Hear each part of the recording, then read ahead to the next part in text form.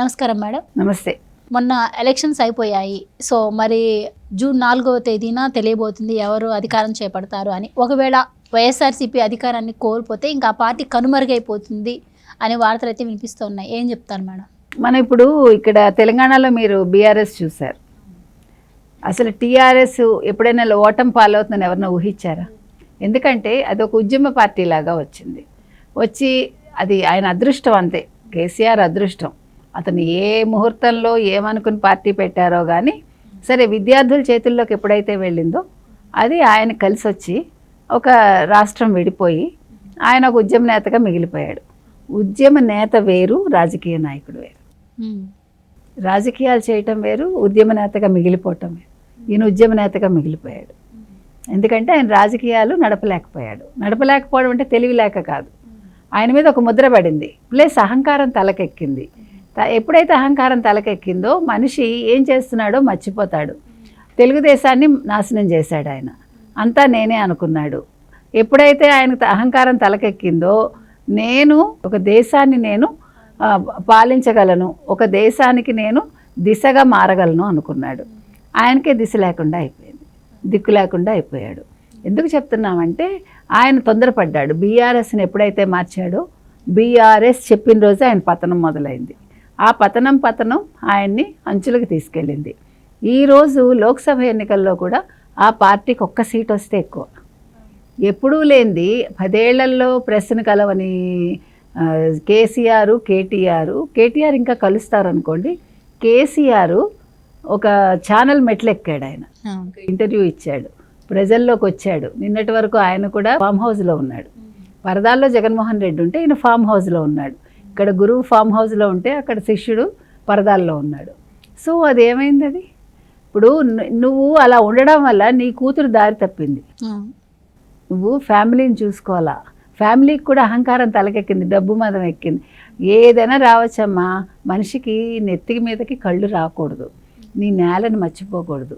కరెక్టే, నువ్వు గొప్ప నాయకుడు అయితే అయ్యి ఉండొచ్చు, అది వేరే విషయం. కానీ ప్రజలు ఈరోజు మర్చిపోయారే నిన్ను.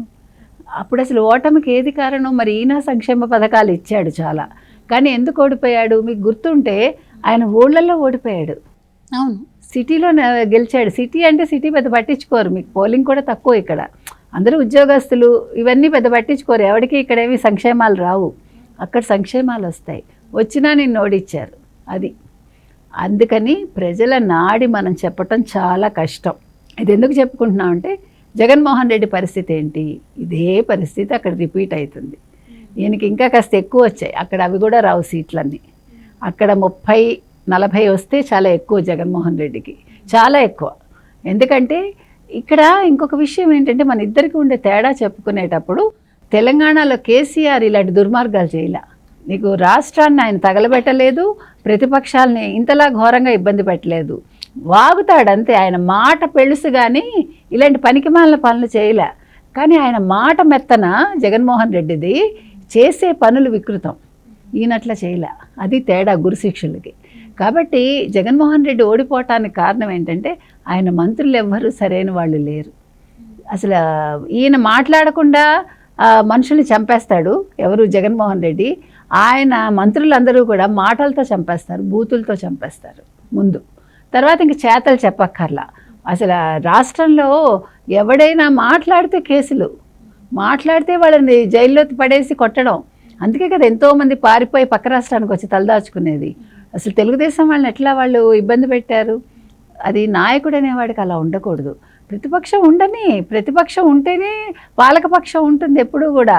నీ తప్పులు ఎదురువాడు చెప్పినప్పుడు నువ్వు సరిదిద్దుకోవటానికి ప్రతిపక్షం ఉండేది. అసలు ప్రతిపక్షం వద్దంటే ఎలాగా? నేను నిరంకుశంగా పరిపాలిస్తానంటే ఎలాగా? నాకు సంపాదనే ముఖ్యం అనుకుంటే ఎట్లా? నువ్వు ఎలా చేసావు, నీ మంత్రులు అలాగే చేశారు. ఈరోజు ఒక్క మంత్రి గెలుస్తానని చెప్తున్నాడా? మొహాలు ఎలా ఉన్నాయి ఒక్కొక్కరివి?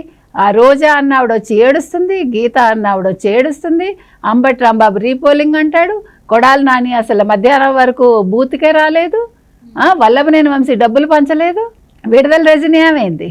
సో బొత్స ఇంకో రకం, అక్కడ ఆయన ఏం మాట్లాడతాడో ఆయనకే తెలియదు. పెద్దిరెడ్డి పారిపోవడానికి చూస్తున్నాడు డబ్బులతోటి. నేనన్నీ పిన్నెల్లి సోదరులు దాముకున్నారు ఇవాళ.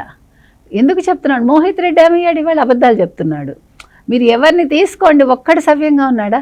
ఒక్క మినిస్టర్ గురించి మంచి రిపోర్ట్ ఉందా? ఇవి చాలదు ఆ పార్టీ ఏమవుతుందో చెప్పడానికి. మనం రేపొద్దున ఈ మినిస్టర్లు అందరూ ఓడిపోయాక పార్టీ మామూలుగా అయితే పార్టీ ఉంటుంది, కానీ ఇక్కడ పార్టీ ఏ ప్రాతిపదికన ఉంటుందండి? ఉండదు.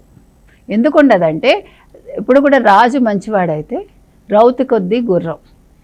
అతనే సరిగా లేనప్పుడు మిగతా వాళ్ళు ఎలా ఉంటారు? వాళ్ళని ప్రజలు ఎందుకు నమ్ముతారు? ఇప్పుడు వాళ్ళని పరిగెట్టిస్తారు రేపు పొద్దున్న. నిజంగా వాళ్ళు ఓడిపోయి వేరే ప్రభుత్వం వచ్చిందనుకోండి, ప్రజలు తిరగబడతారు. అసలు ఈ పార్టీని గుర్తించరు. అసలు పార్టీ కలికలు కూడా లేకుండా వెళ్ళిపోతుంది. ఎందుకు చెప్తున్నామంటే అప్పుడు షర్మిల ఏం చేస్తుంది? షర్మిల ఇప్పుడు గెలిచింది అనుకోండి, ఆవిడ కాంగ్రెస్లో ఆవిడకి మంచి పొజిషన్ ఉన్నట్టే. ఎందుకంటే అసలు ఏమీ లేని చోట ఆవదం చెట్టే మహావృక్షం అని, ఈవిడ ఆవదం చెట్టులాగా ఈవిడ నెగ్గితే కనుకైతే కాంగ్రెస్కి అసలు ఇప్పుడు ఆంధ్రాలో ఇంతవరకు 2014 తర్వాత కనుమరుగైపోయింది అది. సో వాళ్ళకు కొంచెం కొనూపిరి వస్తుందన్నమాట. కొనూపిరి వచ్చినప్పుడు ఆవిడ కొంచెం మంచి నాయకురాలు అవుతుంది. ఆవిడ ఎప్పుడైతే నాయకురాలైందో ఈ ఓడిపోయిన వైసీపీ మంత్రులు ఎవరైతే ఉంటారో వాళ్ళు కాంగ్రెస్లోకి వెళ్ళే అవకాశం ఉంది. సో మేడం, మీరు చెప్తున్నట్టుగానే ఇప్పటికే సజ్జల షర్మిలతో భేటీ అయ్యారు. రేపు మరి ఆ పార్టీ ఓడిపోతే వైసీపీని షర్మిల హస్తగతం చేసుకునే ఛాన్స్ కూడా ఉంది అని చెప్పి వార్తలు బయటకు వస్తున్నాయి. ఇవి ఎంతవరకు నిజమంటారు? ఇప్పుడు సజ్జల మాట్లాడితే ముందే మాట్లాడి ఉండాలి. ఎప్పుడు మాట్లాడాలి? ఆవిడని కాంగ్రెస్ ఆహ్వానించినప్పుడే వీళ్ళు తెలివైన వాళ్ళైతే ఆవిడని పిలిచి బుజ్జగించి మాట్లాడి ఉండాలి. అంటే రాజకీయ చతురత, రాజకీయ నీతి అనేది ఉంటుంది. అది వీళ్ళకి లేదు. లేకపోబట్టే ఒక ఆడపిల్లని బయటికి పంపించారు. సరే, పంపించినా కూడా మళ్ళీ తిరిగి తెచ్చుకోవాలి. ఎప్పుడు కూడా ఆడబిడ్డ కంట నీరు వస్తే అది అన్నగారికి మంచిది కాదు. కాబట్టి ఆ రోజే పిలిచి వాళ్ళు మాట్లాడుంటే అప్పుడు విధానం వేరేగా ఉండేది. ఆస్తులు గొడవలు అనుకో, అగో తేలాకి ఇస్తానమ్మా, నాకు ఈడీ జప్తు చేశాడని చెప్పచ్చు. ఎంతో కొంత అమ్మాయికి ఇచ్చేస్తుంటే అది నీకు మర్యాదగా ఉండేది. ఇంకా ఇప్పుడు నువ్వు పిలిచి ఆవిడొచ్చి మాట్లాడటం అంటూ ఏమి ఉండదు. ఇంకా అసలు అలాంటివి కల్లో కూడా జరగవు. కాకపోతే ఏంటంటే ఈ తెలుగుదేశంలో చేరటానికి కొంతమంది ఉత్సుకత చూపిస్తారు. అది తర్వాత విషయం. అప్పుడు చంద్రబాబు నాయుడు గారు ఒకవేళ ముఖ్యమంత్రి అయితే చేర్చుకుంటాడా చేర్చుకోరా అనేది తర్వాత విషయం. కానీ వెళ్తే కాంగ్రెస్కి వెళ్తారు. వైసీపీ వాళ్ళు మూటాముల్లే సర్దుకుని వేరే రాష్ట్రాలకైనా వెళ్ళాలి, విదేశాలకైనా పారిపోవాలి. ఇక షర్మిల అంటారా? షర్మిల నెగ్గితే ఓకే, నెగ్గకపోతే ఆవిడ ఒక మంచి గృహిణిగా ఇంట్లో ఉంటారు నా ఉద్దేశం.